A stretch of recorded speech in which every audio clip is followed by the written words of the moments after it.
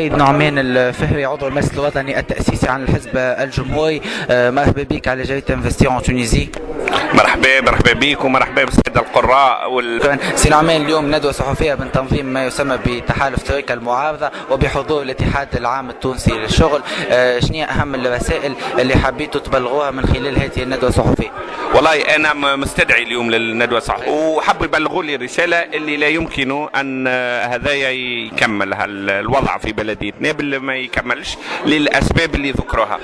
وأنا لسبب آخر لكونه استعمال إيديولوجية في إدارة الدولة وتعطيل أعمال الدولة بسبب إيديولوجيا، هذا شيء غير مقبول ويضعف الدولة. ولذلك طلبنا أنا و8 نواب من الجهة وما 13 نائب، دونك 8 نواب، طلبنا إعفاء السيد هذايا من مهامه نظرا أولا عدم إثبات عدم كفاءته، ثانيا اللي قالوها له خيان مش احنا، ثانيا عدم تواصل مع النيابة الخصوصية، وثالثا عدم احترام قوانين الدولة.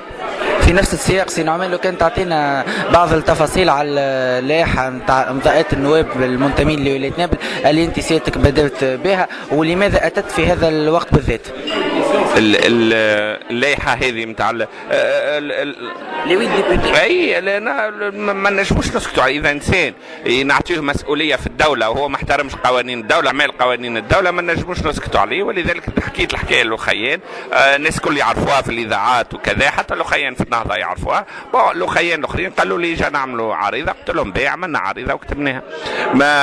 معناتها اللي حب يصحح صح، اللي ما راش لازم باش يحكي في الموضوع ما حكاش في الموضوع. اخر سؤال حول الجديد في قياده الحزب الجمهوري من ناحيه، ومن الناحيه الثانيه شنو اهم النقاط التي ستوضع في اجتماع اللجنه المركزيه القادمه بعد حوالي اسبوعين؟ توا المشكله اللي عندنا توا هو الدستور. قاعدين قيادات الحزب الجمهوري بعد الحوار الوطني نحبوا نتاكدوا ونوثقوا الاتفاقات نتاع الحوار الوطني في الدستور. كما شفتوا حركه النهضه وتراجعت على الاتفاقات، قاعدين نضغطوا باش الاتفاقات هذه نحطوها في الدستور. ثم وقت اللي نكملوا هذيا في مش نفهموا شنو هي المحاور نتاع اللجنه المركزيه. هي برنامج العمل من هنا لاخر السنه ان شاء الله، اللي ان شاء الله تكون فيها انتخابات.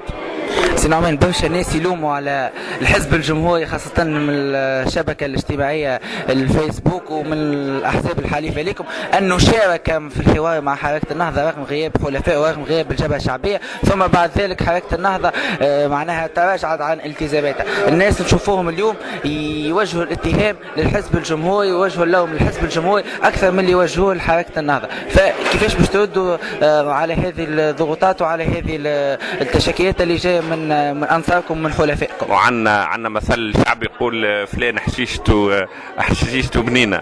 الحزب الجمهوري باللي يعمل قالوا اللي معناتها توا احنا وصلنا للنهضه باش تصحح على توافقات، تراجعت النهضه على التوافقات هذه. احنا تو نضغطوا على النهضه امام بالبروفه كما يقولوا بالبروف، كونه هما تراجعوا على توافقاتهم. هذا مكسب التوافقات، مكسب لتونس. وتراجع حزب النهضة يدل يخرج الحزب هذا على حقيقته.